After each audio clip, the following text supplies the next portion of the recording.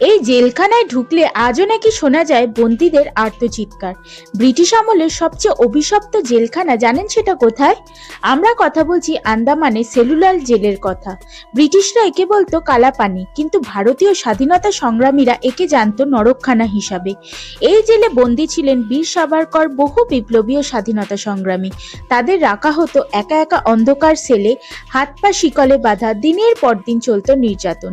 অনেকেই এখানে প্রাণ হারান। আজও বহু পর্যটক ও কর্মচারী দাবি করেন রাতে শোনা যায় হাঁটার শব্দ, অদ্ভুত কান্না ও চিৎকার, হঠাৎ ঠান্ডা হাওয়ার ঝাপটা।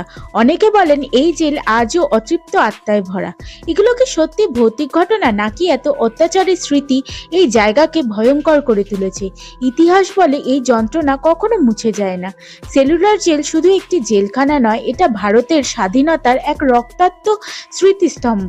আপনি কি বিশ্বাস করেন এই জায়গা আজও অভিশপ্ত? কমেন্টে লিখুন। আর এমন ভৌতিক ইতিহাস জানতে সাবস্ক্রাইব করুন এক্সপ্লোর হিস্ট্রি উইথ মি।